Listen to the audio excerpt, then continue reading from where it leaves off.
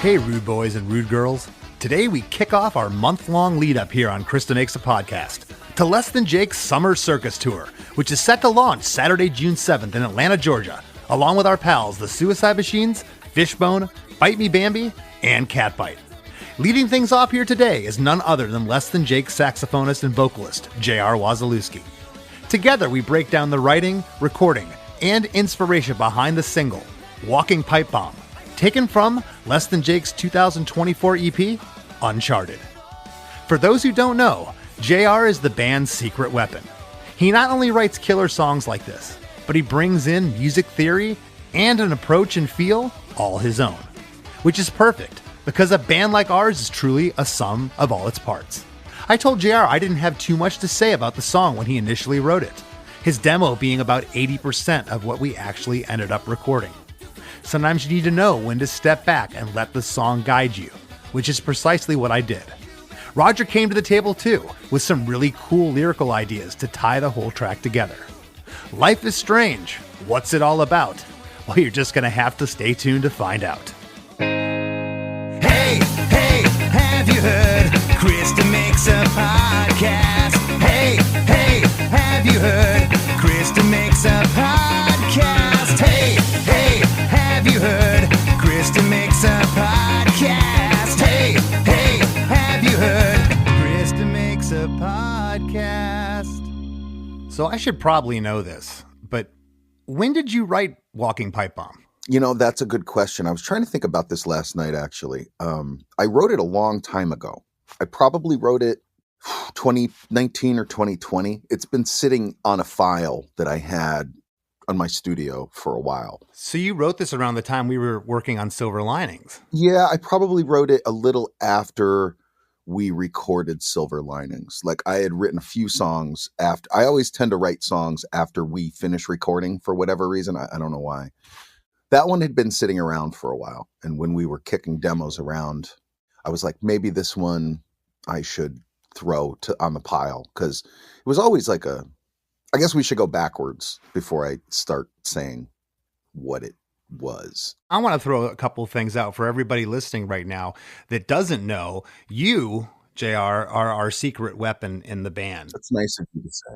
No, you are. You actually sing above Roger, even higher vocally. Your songwriting's amazing. You went to the Berklee School of Music. You're the only person in the band, for what it's worth, that can read and write music. Yeah, the only person that was dumb enough to spend $100,000 to go to a music college. Yeah, and still end up with me, right? Yeah, and I could somehow I can read and write music, and I'm still told that I'm an idiot. So yeah. I love it. Look great. Across the hall of the bus, and there I am. Great. I love it. But you started, I think I can say this, apprehensively bringing ideas when you first got in the band. You were trying to figure out your role and you stayed back, and I started hearing these songs, and you write songs. It's so interesting. I have a really hard time figuring out what you're playing because JR plays guitar lefty, but he never had a left-handed guitar. So he took a right-handed guitar and turned it upside down. Yeah. Upside down and backwards. Basically. Yeah, it's like playing a game of Twister with your fingers, and I can't figure out the chords. So 2019, you wrote this, and I don't recall hearing it till maybe, around 23. We recorded Uncharted in December of 23. So sometime in 23 when we were gathering demos is when I heard this song. And I'll tell you, I didn't have much to say about it really, if anything. And I love that sometimes when a song comes in and I can just sit back and know that pretty much everything is there. Really, the only thing I contributed to this song was my low harmony in the choruses that wasn't there. But we have your demo. We're going to be playing a little bit of that here. The demo is almost identical. I haven't listened to the demo in a while. I went back and checked it out.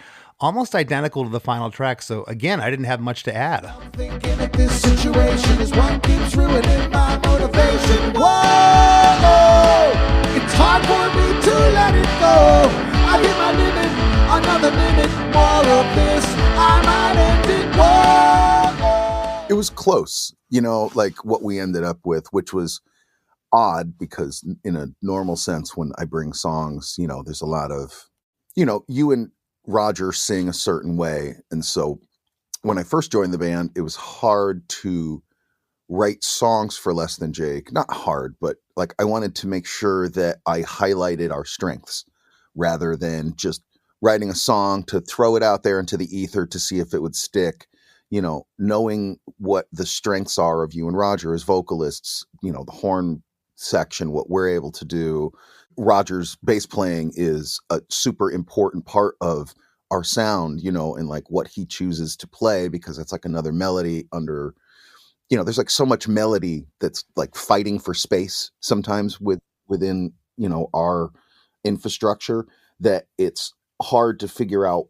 You know, it was difficult for me to figure out, coming from one group where, you know, 7 songwriters in Spring Heel Jack, to come to Less Than Jake, where it was like 2 main songwriters and then Vinny writing the majority of the lyrics, and then watching the process of how songs were created, right? Because it's each band has a different process, you know, like Less Than Jake process isn't the same as the Mighty Mighty Bosstones process. You know what I'm saying? So it's always interesting to see how groups work. So for Less Than Jake, normally how we would do it is come up with, you know, for people who don't know, somebody, whoever the initial songwriter is, comes up with the initial demo idea. And so here are the basic, this is the drum track sort of, and this is the guitar track sort of, this is what I'm thinking the melody is sort of, and the lyrics sort of, and maybe there's a horn thing. And it's different levels of completion. Like Roger tends to write fully complete songs. You and I, Chris, tend to write like skeletons, you know, like, and that's good because then things grow. This particular song, I had a little bit more to it because it had sat around for a while. So I had a little more time to like mess with the lyrics and mess with the melody structures and stuff. And so in a big picture sense, all this song is a ripoff of a Dancehall Crasher song. There's a Dancehall Crasher song called Go that was on their Lockjaw record, came out in 95. And I've always been a huge fan of that song. And if you listen to that song, I'm exposing myself right now. It's basically the same song. I just kind of flipped things around. So the intro, right? Walking Pipe on dun it, dun it, dun it, dun it. If you listen to theirs, it's just a guitar too, but it goes dun, dun, dun, dun, and it's very major.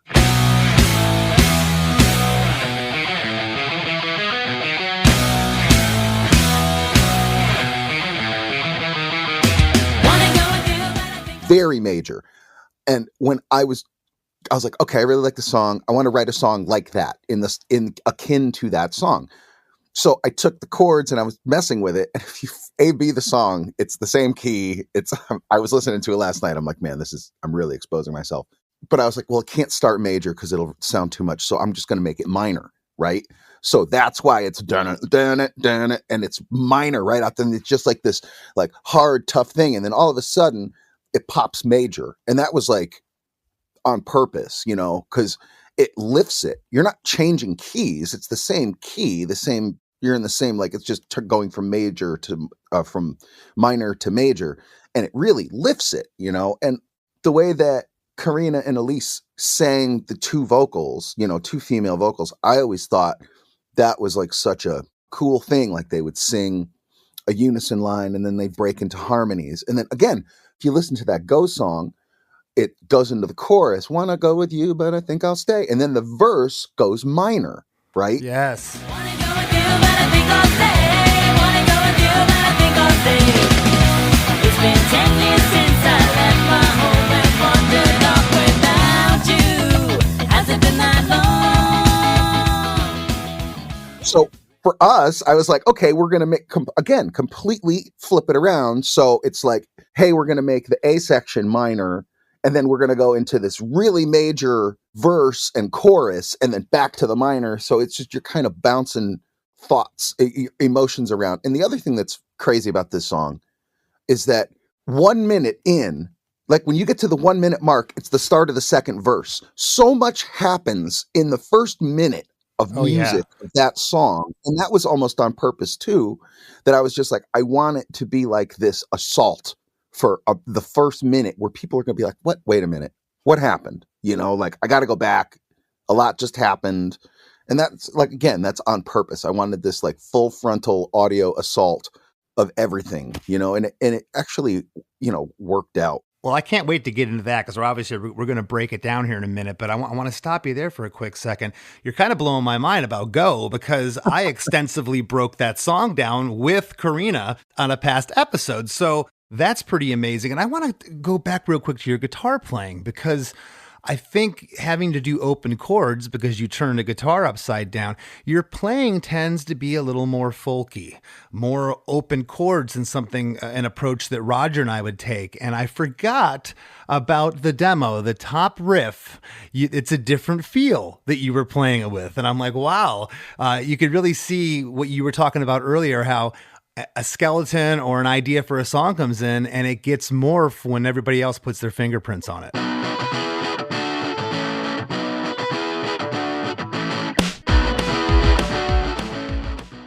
The other thing too, when I listen back to the original, what it was and then like what it became, Roger added a whole bridge section, Buddy added parts to the horn parts, like that whole bridge horn part was his idea that I just built a harmony off of, Mm-hmm. And then you adding that lower harmony to the chorus, like we always think up. We think harmony is like, we always think go higher. And I think it was Bill Stevenson that was like, oh yeah, that lower harmony is cool, right? Because it was something that we hadn't done sonically on the EP at that point. He worked on that with me for a minute because my notes weren't there when I first got up to the mic. I had the basic idea, it was probably 80% there, but Bill really flushed it out with me and found some cool harmonies in there. Although, again, when I went back to the demo, I don't remember this. You sound like there is a lower voice on the demo, and I don't recall that being there. So it's pretty cool to go back to it. It's also no surprise that amongst our hardcore ska punk fans, the people that long for the old days of Less Than Jake, this jumped out as one of the favorites from the Uncharted EP, which I thought was cool. A lot of people, Danny from Against All Authority, that's one of the first things he said to me. He's like, "Walking Pipebomb's awesome, man." Yeah, and I think Raj ended up, so in a like lyrical sense, we don't advertise too much, but we're friends with Phil Brooks, CM Punk, right? Mm-hmm. So one of his big moments in his wrestling career was him cutting this promo when he sat down on on the ramp on Raw or whatever show it was, and he had the microphone in his hand, and it was called the Pipebomb promo because he's just kind of like throwing all this stuff out there, like truths that were never really spoken, and it became like this really integral moment in wrestling for people who watch it, and I was like, man, I'm gonna write it. I think Walking Pipebomb, that's kind of my ode to Phil and like kind of my ode to the Dance Hall Crashers too, you know what I mean? Like it was kind of like, oh, this will all work out. And then Raj really latched on to that title. That whole feeling like a walking pipe bomb part, that all came from Roger. Like I never had that in the original demo, nor did I. Was just it was just a title, like how we put titles. It was like a working title that I had, and I thought it was cool. And like everybody latched, like in our group, latched onto it, and I was just like, oh, okay, so I guess this is the. I forgot about that too. A couple more things about the demo. Besides that riff at the top, the feel of that being different, the lyrics and the arrangement is all there. It's 85% there, besides maybe the walking pipe bomb line and of course the bridge. The second pre-chorus is twice as long on the demo. Yes. For whatever reason it was, and we chopped that down in the final take. I always wanted it to be a little more. Right? Like I always thought it should be a little bit more. Cause again, the song's 2 minutes and 45 seconds long. No, and it's weird. It's weird because the demo is only 2:26, and I'm trying to think how we added 15 seconds, which I guess the demo is a little bit slower, but the bridge part and the breakdown part, those were things that didn't exist. You know what I mean? And that certainly extended it.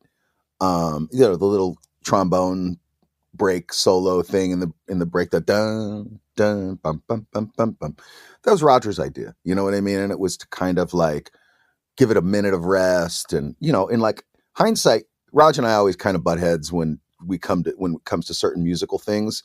But that tension creates great music. For sure. And so that's why I don't get bummed at it. And it's good when we, are kind of not yelling at each other, but you know how we get, just, challenge each other. I can't be happy with Roger and make a great record. No, that. but and it's always like the challenge, you know what I mean? Right. It's because when we were working on this song, right, because we actually sat in a studio in Gainesville and we knocked it out, and like I said to you when we started doing it, I didn't give a shit about the notes that came for the first time. I always used to care about the notes, the chords, like I didn't give a shit about any of that. The only thing that I cared about was how it felt, like how it felt here. Right. And that was my word that I kept saying to you guys, like, how does it feel? Does it feel right? Like, because that's really where music is right now in a modern sense. It's all about feel, not so much about, because like there's stuff that I hear that I don't even understand what they're saying lyrically. My favorite artists right now are this paired guys from Argentina, Catriel and Paco Amoroso. And I can't understand a goddamn word they're saying. It's all in Spanish. But musically, it's so interesting, and I want to understand what they're saying.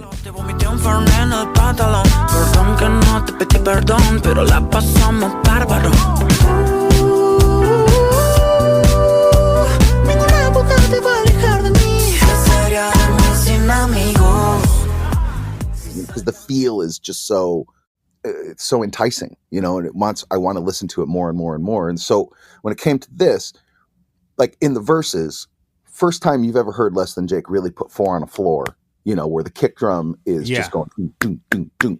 And I remember you specifically saying in rehearsal, you're like, God, this makes me want to like run through a wall, how it makes me feel. And I'm like, yes, then that's why we have to follow that. Oh yeah. There's definitely an urgency with that. And yeah, you're right. We've never really done that kick drum. And that's totally out of the dance clubs. That's where that was bore out of essentially. And it does, it makes you just want to, at least me, as you said, run through a wall. Walking Pipebomb was recorded at the Blasting Room, produced by Jason Livermore and Bill Stevenson. It was mixed by Jason Livermore. It's from Less Than Jake's latest EP, the 7-song EP Uncharted that was released in December of 2024.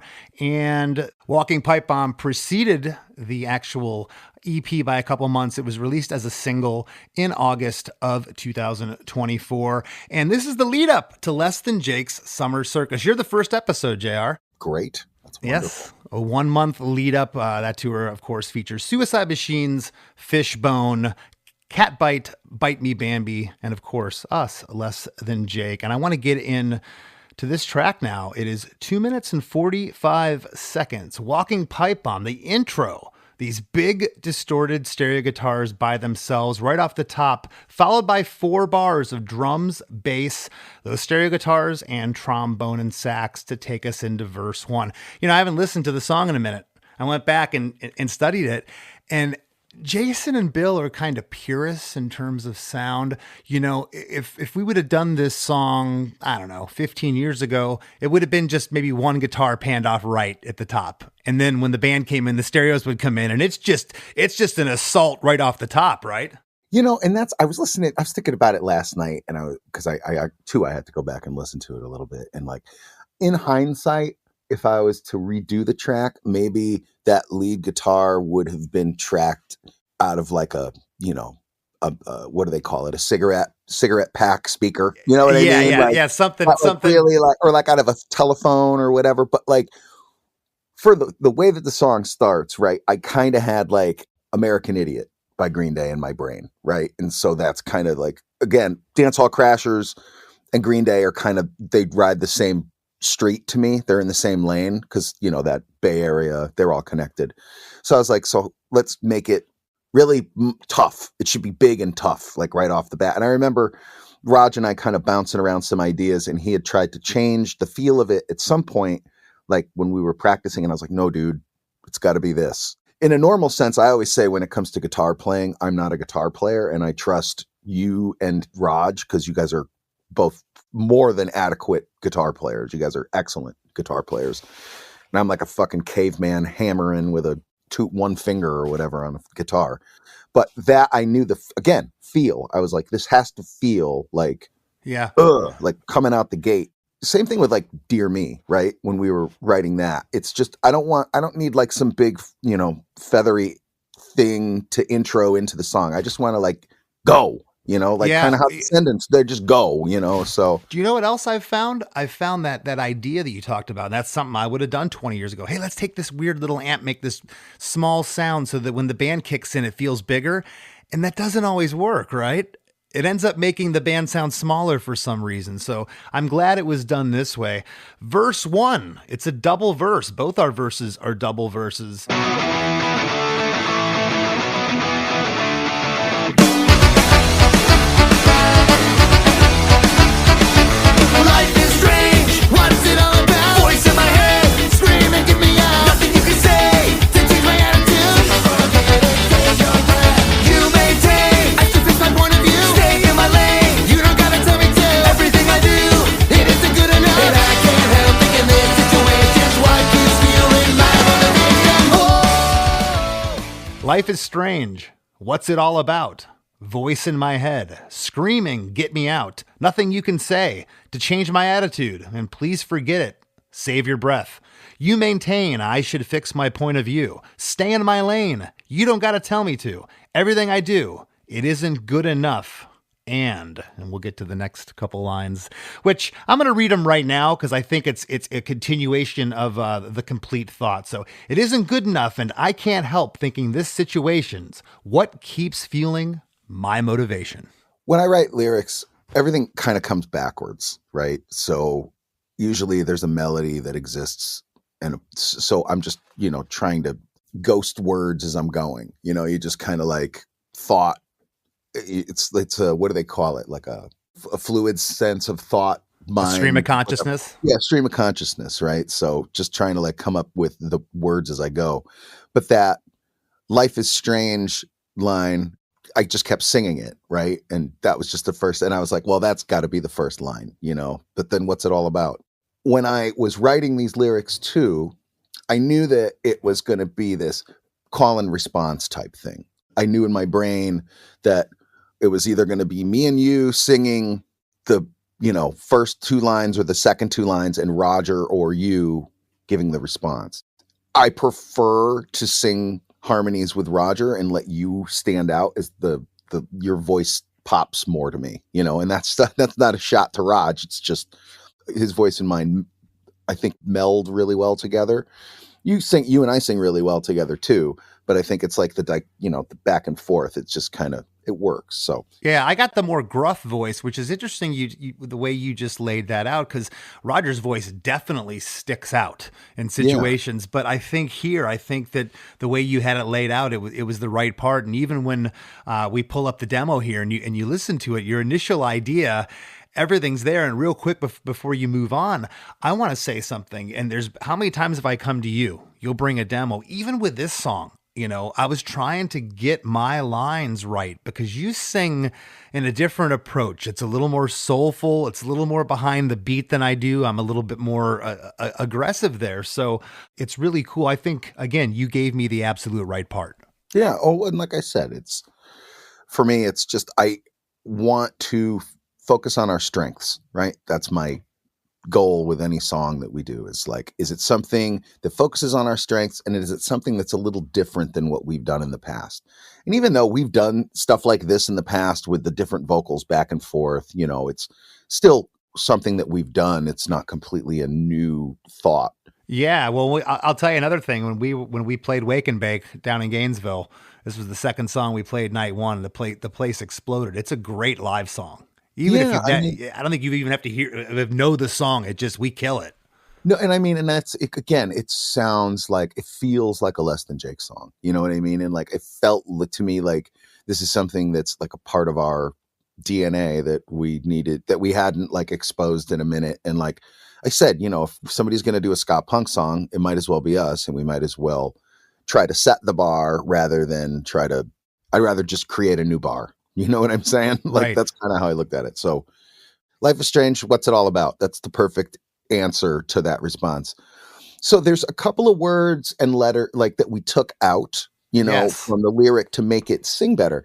So it should have been, the next line should have been a voice in my head. But like when Raj and I were talking about it, it's just like sing voice in my head.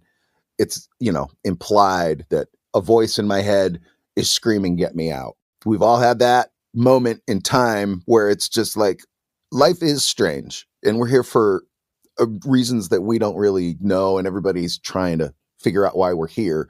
But then the moments that we have to live through, like there's always this voice in my head saying, get me out of here. You know what I mean? Like the bad moments and the shitty things that happen.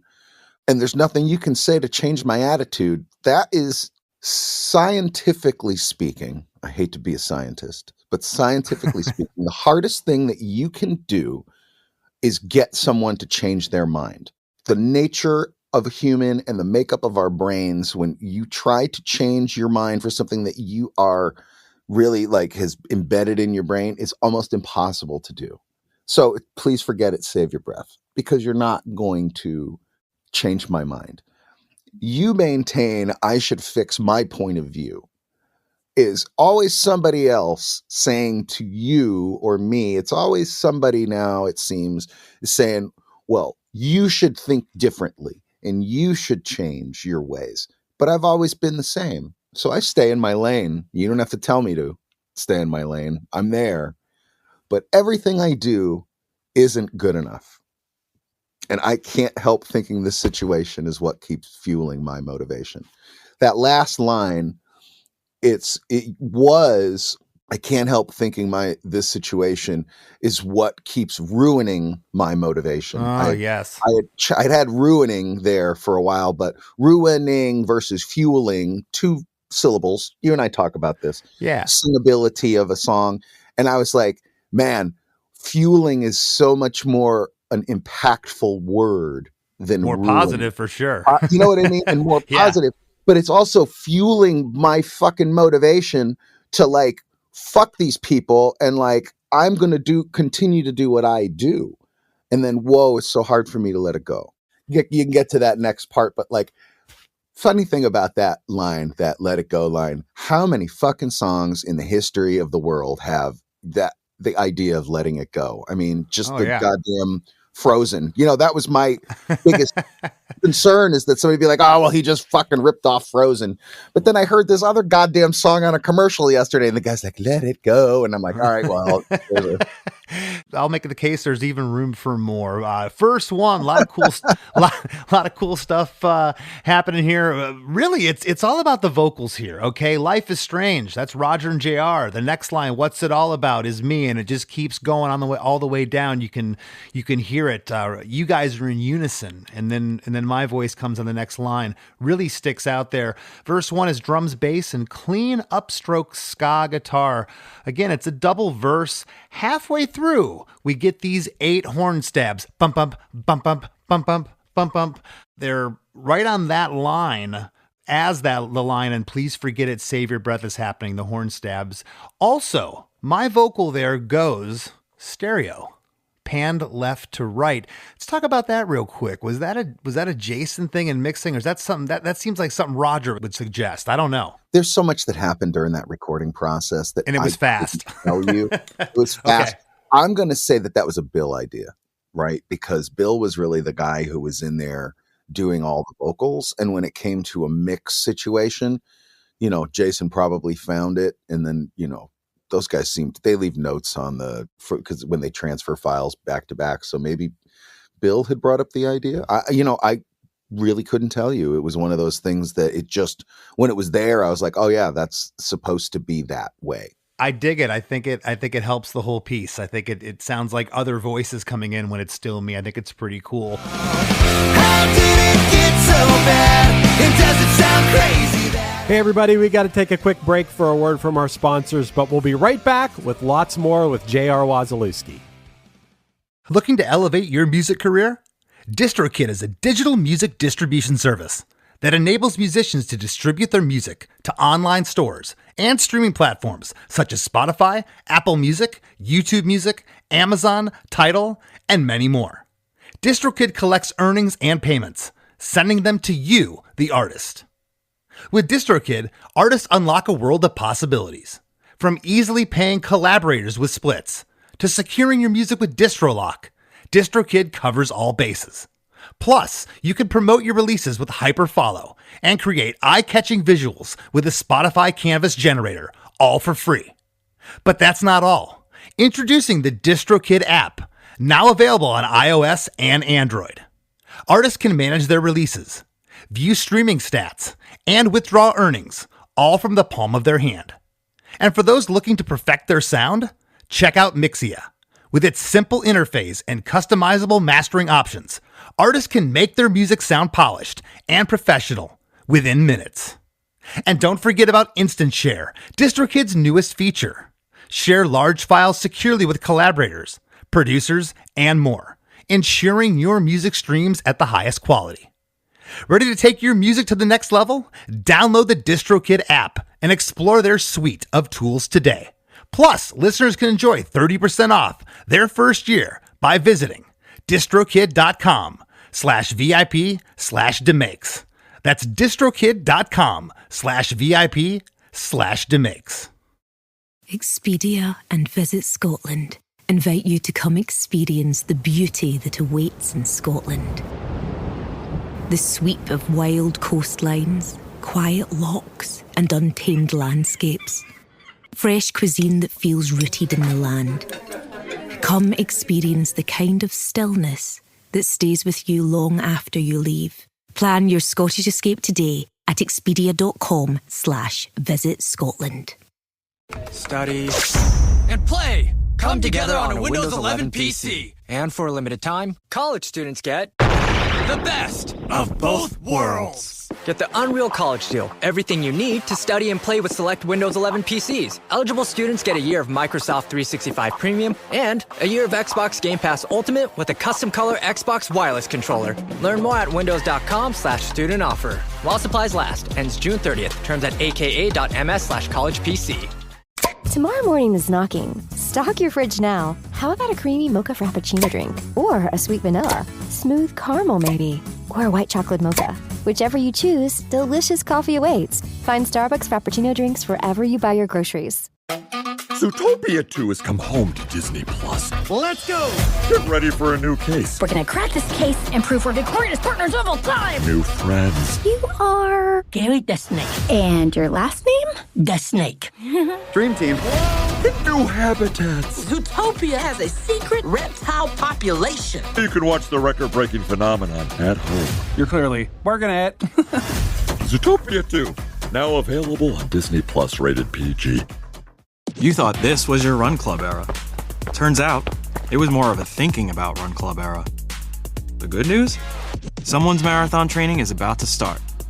Sell your workout gear on Depop.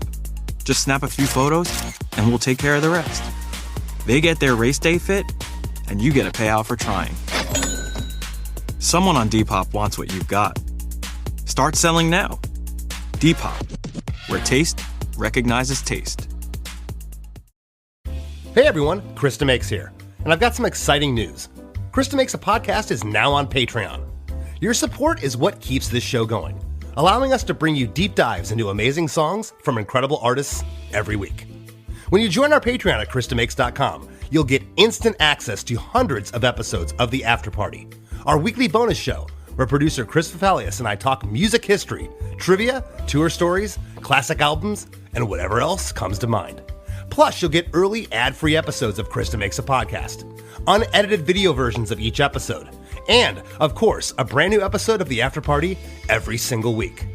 If our show brings you a little joy, help us keep it going strong for just a couple bucks a month at chrisdemakes.com. Not ready to commit? No problem. You can sign up for a free membership while you decide.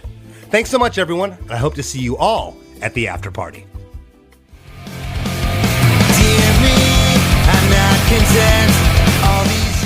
And now, back to the show. And I can't help thinking this situation's what keeps fueling my motivation. I'm calling this the pre-chorus because we're going to get that same line later in the song. My lead vocal gets panned again left and right here, and the horns come in with more of a horn part than the stabs that happen halfway through the verse. And pre-chorus 1 launches us right into chorus 1, which, man, you said it a second ago, and I was surprised at this. We're already at the chorus at 30 seconds. A lot has happened, but this song's fast, too. Yeah, well, that's why I said it just kind of like, it's like a roller coaster. Like literally it's out the chute and you got to just keep up with it. And like, again, on purpose, my thought is just like, I want the listener to be overwhelmed kind of at the top. You know what I mean? Because then when so much happens at once, like, I don't know how other people consume music, but when something grabs me, I go back and I listen to that song like 5 times in a row. Like sometimes within the first 30 seconds, I'm like, wait, what? And I have to go back to the beginning and like. Do you know what I recall now when we were rehearsing this? I said to you, and I didn't say it to like bum you out or offend. I just initially, when we were rehearsing this as a band, I went, is this chorus too happy and flowery for the rest of this? Because you're just getting pummeled for the first 29 seconds. And then it goes and you said, no, that's what it's supposed to be. That's the idea. And I kind of backed off at that point, and you were right. We get the three voices here, some of which are doubled or may be doubled in this chorus. It's just thick with voices. Drums, bass, stereo guitars, and an octave guitar are also present here. I can't remember if I played the octave on this one or Roger did.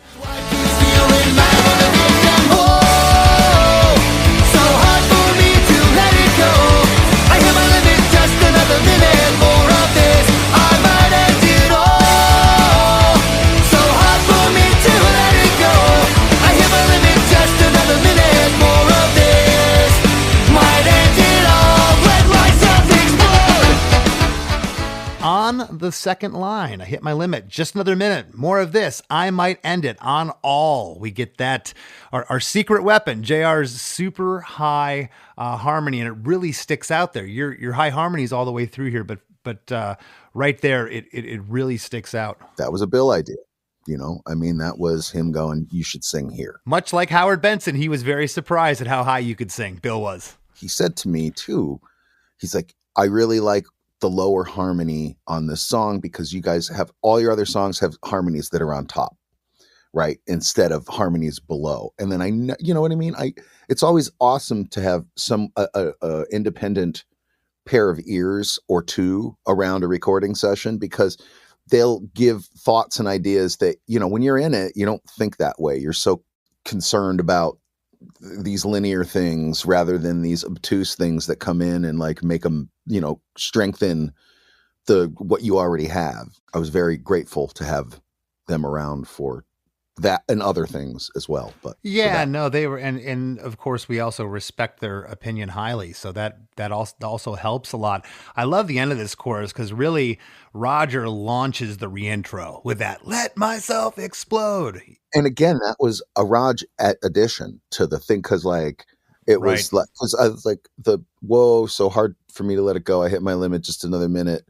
More of this. I might end it all. Raj kind of added that too. I might end it all. And I was like, okay. Yeah, it's not on the "Let Myself Explode." It's not on the demo. More of this might end it all. And then he came up with the "Let Myself Explode" too. And that was like he's like, and I remember he called me. He's like, is that okay? And I'm like, it's fucking great, man. Like, you know, it's those moments where when I write songs, there's like, I'll get to a point and then it's like that last line where I'm just like, ooh, what's the thing that ties it together? Right? Like where's the bow here? You know what I mean? And then it's like, sometimes I'll come up with 10 different things for that line. And then I'll look to one of you guys and be like, what is this? Is this good? And then, like I said, because 5 brains are better than one. And then like when you kind of wrestle it around, that just made the most sense. And like I said, it really brought the room together. You know what I mean? Like it really kind of tied up the song for me where I was just like, okay, now I know where we are, because then we go into this next like verse. And again, by the time you get to the top of the second verse, you're only a minute into the song. Right. And you have had an intro, a verse, a pre-chorus, a full chorus, and then you're going into like seriously, if you look at the timing of it, I'm no good. The second verse starts, I'm no good, right at 1 minute. Oh yeah. Well, backing up just a little bit, we do, after Roger says "Let Myself Explode," we get an 8-bar reintro, drums, bass, stereo guitars, and horns barreling at you full steam. That's all I got in the notes, because that's exactly what it is. And then we get into verse 2. I gotta say again, that chorus. I'll admit when I'm wrong. I couldn't have been more wrong. It's perfect. I think I even used the term flowery and maybe too happy. Oh man, all those harmonies, and then just Roger hammers that let myself explode line.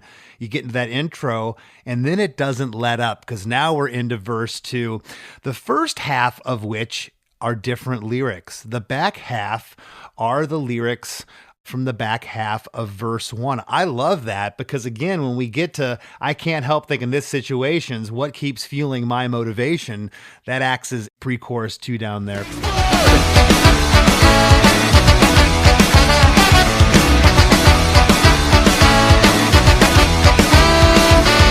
I'm no good at doing gratitude. You used to get along till someone started you down that path. You're never coming back. You know where you're gonna go. You maintain, I still pick my point of view. Stay in my lane. You don't gotta tell me to. Everything I do, it isn't good enough. And I can't help thinking this situation's what keeps fueling my motivation. Oh. I'm no good at showing gratitude. Used to get along till someone started you down that path. You're never coming back. I don't think you know which way it's going to go. You maintain I should fix my point of view. Stay in my lane. You don't got to tell me to. Everything I do, it isn't good enough. And I can't help thinking this situation, what keeps fueling my motivation. I'll tell you what I absolutely love about this. There is so much going on. There's a ton of lyrics. I'm so glad that you didn't write a full set of second lyrics. Yeah. I think that lyric is so good, and we got to hit him with that again. I think it's perfect. Well, you had said the pre-chorus that you thought it was, I can't help thinking this situation. But for me, it's you maintain I should fix my point of view. That's where it starts to me. That's like the pre-chorus to me, even though it still feels like it's verse, but that's the pre-chorus to me, because that happens twice. Because again, it's like, it's that idea where Doug Benson had a funny joke about like how song lyrics are just like, well, you just write one line and then you use it 10 times. But there's something fun. There's something like memorable about taking that and putting it twice in the thing, because like, that's really what's fueling my motivation, is other people telling me that whatever I do isn't good enough, and that's actually what's motivated me my entire life, is people saying that you're doing it, but it's just not quite good enough. And like, I'm just like, and that's what fuels my motivation. And again, so the chorus, right? You were saying before, you thought it was a little, when we were discussing, when we were writing it, you thought it was a little flowery, soft, weak, whatever the words are, but music is tension and release. And there's all this fucking anger and tension that builds up to this fucking whoa. And like, that's why it feels so open, right? It makes your kind of soul open up right there, because at that point, that's your out, that's you screaming out, basically. Can I add too that on its own, I mean, I love it. I love the whole song now, but on its own, I loved that chorus. That's what I was struggling with. A lot of times you're like, I don't like the part. That wasn't what I was saying. I was wondering, dang, is this supposed to be melded in this song? And right.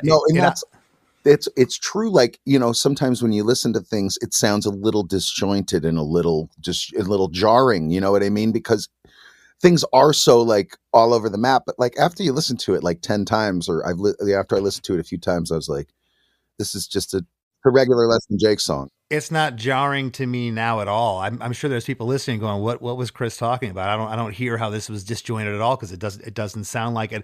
Verse 2, drums, bass, clean guitar again, same overall instrumentation as the first verse.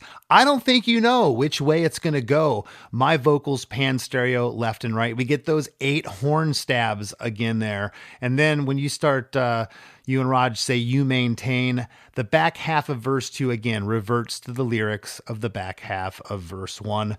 We get into the pre-chorus. I can't help thinking this situation, what keeps fueling my motivation. Again, same overall instrumentation and lyrics as pre-chorus 1. The horns also come back in here. And then we get into chorus 2. You know, the demo, barring the things we talked about earlier, the little things in the bridge. I mean, pre-chorus 2, we shortened, but I don't feel like we labored over this song in the studio. Does that, you know, there was a couple other ones we really had to think of parts and harmonies, and this one just came together really quick. Because it's very natural to us, right? Musically speaking, right? Again, it's a strength. Like, this is something that I think Matt Yonker had more of a challenge with this song than you, me, Buddy, and Raj did, you know, because Yonker said, I've never really played a ska song before, in the fact of like, again, this is like homage to like the Toasters, Dance Hall Crashers. Like, to me, you know, those really impactful ska songs from even like Specials days, right? From 80s and 90s. They had that 4 on the floor and it just made people, you know, want to dance. You know, it really, that's what it is. And so to me, this was like a nice blend of ska that I love, you know, the type of ska that I love, and like the type of ska punk that Less Than Jake has become known for. So it was a good way to kind of blend the two things. And, you know, I was just stoked that everybody liked it. You know what I mean? Like, when, at least like within our group, like I could give a shit, and this is so horrible to say, but I could give a shit if our fans like it. As long as the 4 of you guys like it, I know that we have something, right? As long as we're, you know, the 5 of us are like, yeah, this is good, then I know we have something. So hard for me to let it go. I have a limit, just another minute more of this. I might end it all. So hard for me to let it go. I have a limit, just another minute more of this. Might end it all. Chorus 2 comes right off the heels of pre-chorus 2. Same lyrics, same instrumentation as chorus 1, but the octave guitar here, I swear it sounds louder. I never picked up on that when we were getting the mixes back, but I A-B'd them a bunch of times. I think it's up a little bit, which makes sense. You're trying to build the song. And then we get into the bridge. It's just Roger on the lead vocal here. The horns take us into the bridge from chorus 2 and are present until the end of the bridge, along with drums, bass, and stereo guitars. Roger's lead vocal is distorted here. Feeling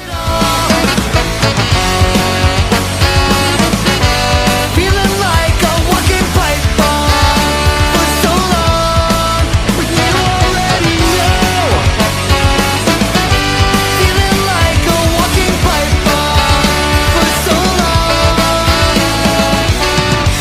but you already know.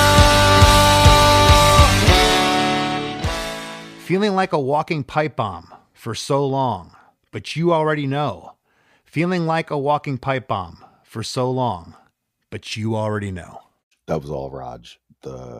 Musically, the bridge was him. Lyrically, you know, that was where he picked up, and he was like, we're going to use the walking pipe bomb thing. The lyric, like, I never thought of that being used as a lyric. It was just the words that I used that summed up what I was feeling about, you know, when you read the lyrics, it's just fucking, I'm a walking pipe bomb, you know? And he was the one who was like, you know, he said, is that cool? And I'm like, I think it's cool, you know? And like, again, it's one of those things where you do something or somebody does something that you wouldn't do or is unexpected to you, and where you feel uncomfortable, right? Internally, when I have that uncomfortable feeling, it's hard for me to fight my initial wanting to kill it versus letting it live and see what it becomes, you know, because I've learned over the years that sometimes when I want to kill something, I just should shut my mouth, because like oftentimes it's that weird thing that makes the song stand out and, you know, really gives it a lot of support. So with this particular thing, I was like, I didn't feel weird about it at all. I was just kind of like, yeah, that makes sense. The end of the bridge here, when Roger says, but you already know, we get 6 full band hits. Dun, dun, dun, dun, dun, dun. On the 7th hit, we come into what is essentially chorus 3 from the bridge. It's just drums, kick drum and cymbal hits with clean guitar and an overdriven guitar, with the horns now playing the vocal melody here. Was that my idea, your idea, buddies? I thought that maybe I had suggested that at some point. Was it Raj? Could be you, could be Raj. I think it's cool, though. We haven't done that in a minute. Yeah, I mean, but it was one of those things where this was one of those things, too, that I was like, why is this here? But then like I said, after you step back from it for a second, I was like, oh, yeah. And so I didn't want it to be Buddy just alone. And so on the recording, you can hear it. It's there. I doubled his trombone part on the piano that was in the studio. Because I was like, it just sounds like just his trombone sounded a little, I would never say weak, because it never sounds weak, but it just sounded lonely. There needed to be a little bit of a support going on there too. So I was just like, I'm going to go play the piano to it. And God bless Andrew, who is the second engineer on this whole thing. He entertained me, and he was like, oh yeah, that actually sounds pretty good. So that's awesome. Well, the back half of chorus 3 here, the breakdown, I should say, the horns play the melody. And then the very next part, Raj says, I hit my limit. Can't take a minute. More of this. And then we get into the tag chorus.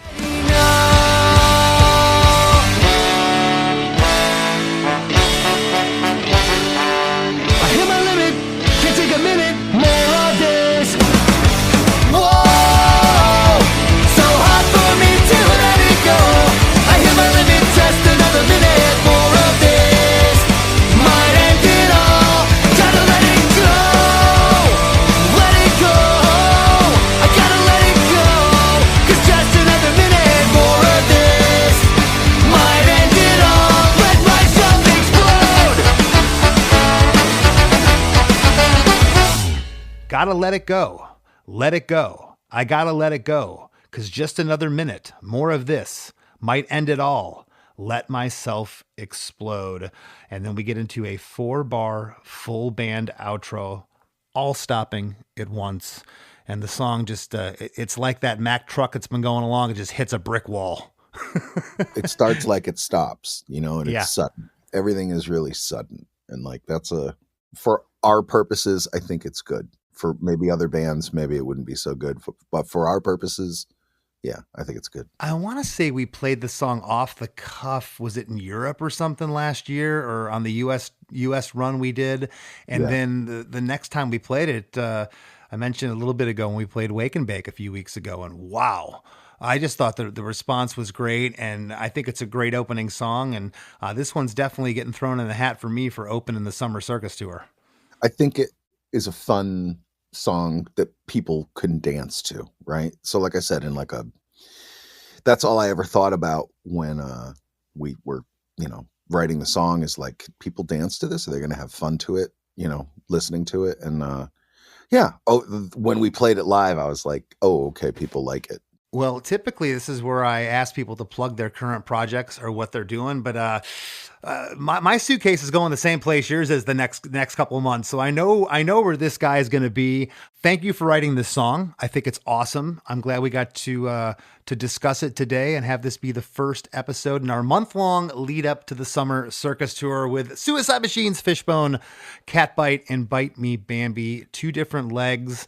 3 weeks apiece with like a 3-week break. So we'll be out basically this whole summer. And thank you for taking the time for talking to me. I know it's tough, man. We spend a lot of time together. Yeah, I know. But, I figured this was something that was worth my time talking to you. Versus, you just wanted to talk to Fafalius. Yeah, well, I mean, versus the, when we're talking at each other across the bus and you're asking me just ridiculous questions. So this is like it's a formulated, structured environment to have a conversation. So it keeps a leash on you and me, actually. So it's positive. I love it. Well, go check out Walking Pipebomb and our brand new EP, Uncharted. It is out now. Go stream it. Go listen to it. Go steal it. Whatever you got to do. And thank you, JR, for sitting in. Thank you, Chris.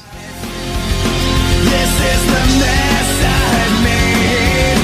These are the words I can't erase. This is my life support shutting down for the final time, and it twists like a... Hey everybody, I hope you enjoyed that conversation with JR. If you're listening to this podcast, I probably don't need to tell you to go check out Less Than Jake's Uncharted EP or the Summer Circus Tour. but I'm going to do it anyway. Make sure you do that, lessthanjake.com.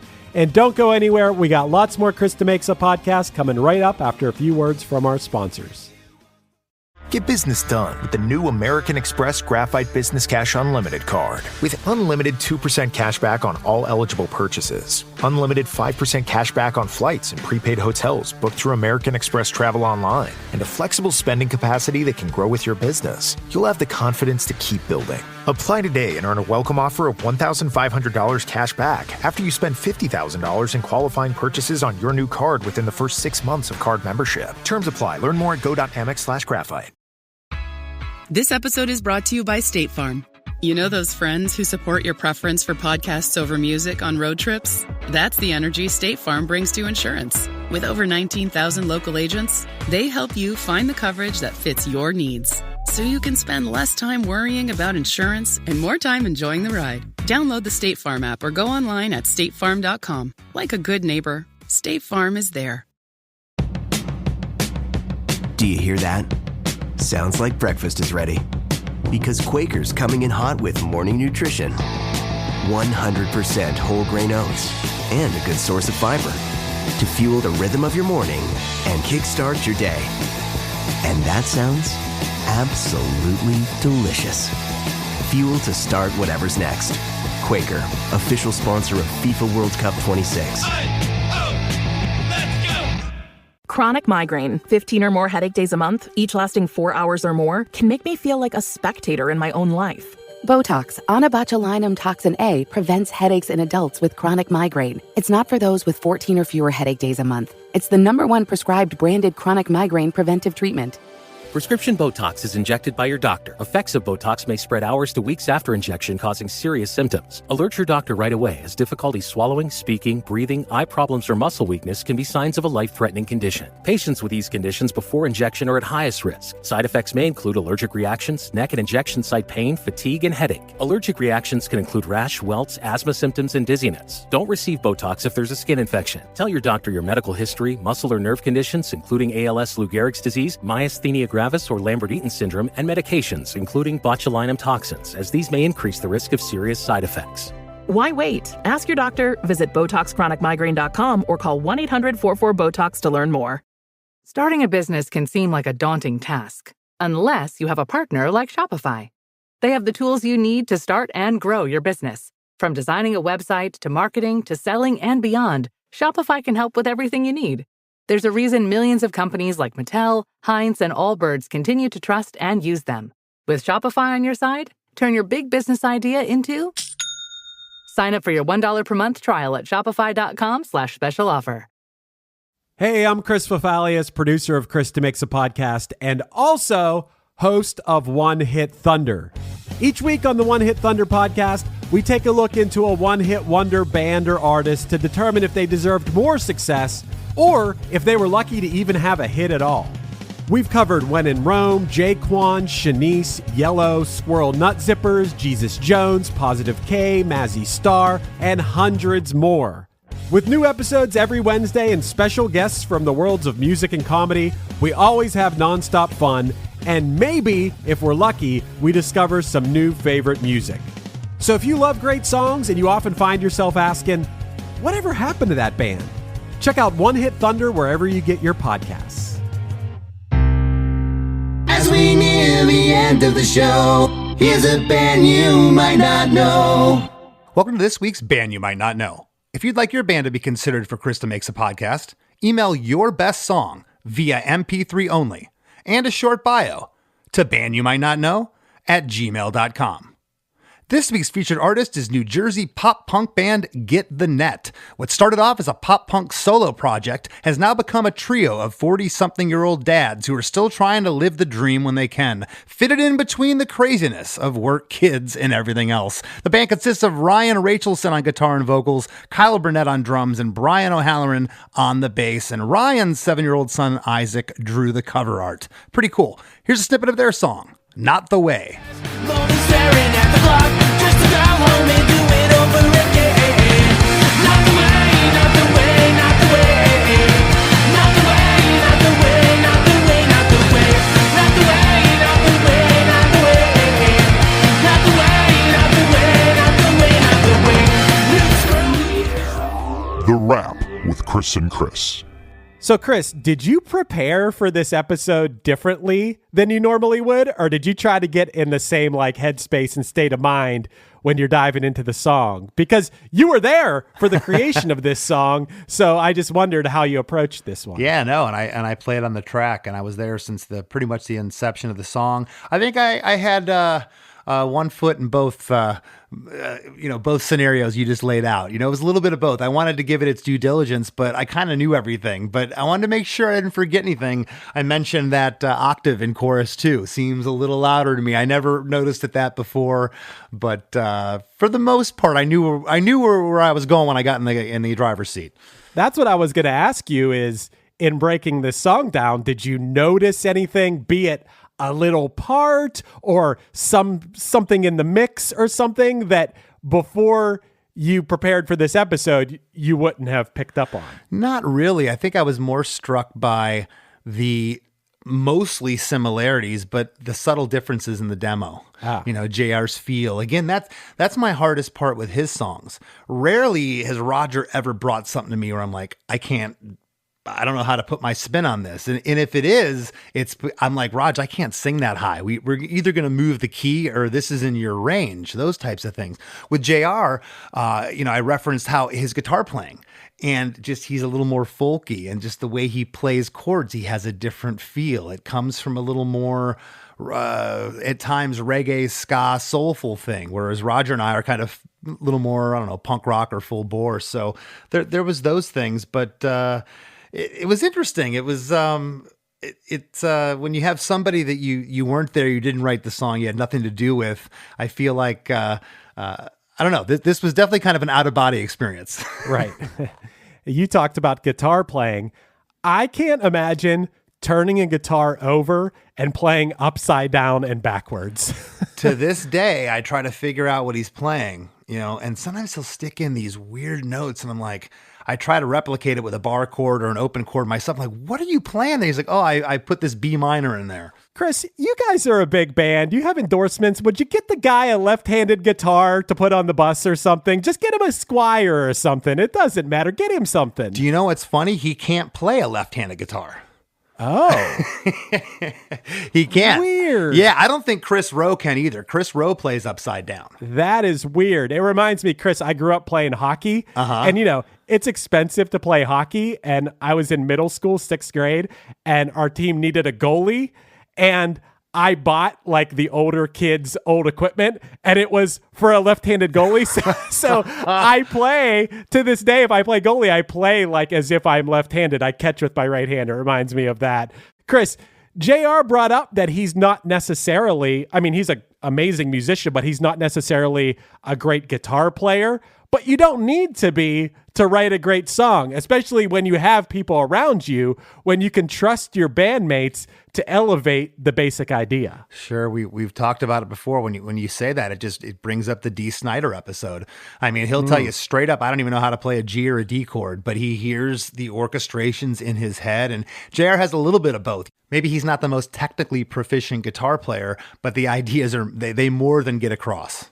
Right. He said it's all about the feel, and I feel that, Chris. It doesn't matter. To me, it doesn't matter necessarily what's being sung.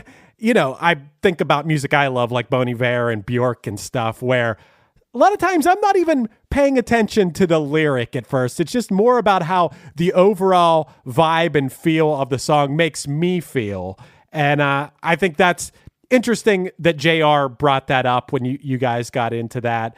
And also, speaking of the way a song makes you feel, this song, Walking Pipebomb, stylistically, it feels very Less Than Jake. It feels like when I hear this, even though it's a newer song in your catalog, I get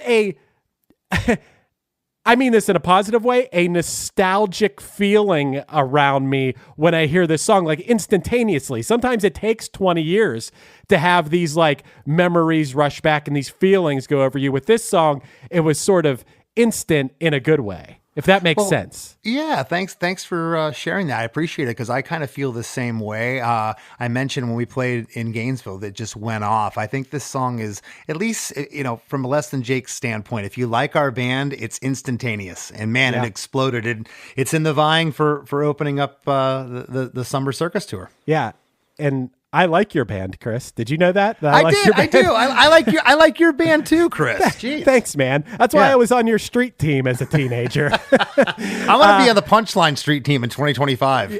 Dude, I got to tell you, your summer tour is coming up, the Summer Circus Tour. How did you come up with the theme of the tour, the Summer Circus? Where'd that come from? Every agent wants a name for a tour now. They want to brand it. It has to be branded. And our agent was hammering us, and a bunch of ideas were flying around. And, I want to say that we maybe even did a tour years ago that had circus in it or something. We've done so many, but JR came up with it, and we thought it was cool because a circus is just a crazy event. You don't know what you're going to see, and we're going to make it really fun for the fans this summer. We're going to have some people come on stage and maybe don some outfits and be part of the on-stage circus. Of course, we're going to be out with Suicide Machines and Fishbone, which both of those camps are a complete circus all the time, and I mean that in the most loving of ways. Catbite and Bite Me Bambi are going to round out the bill.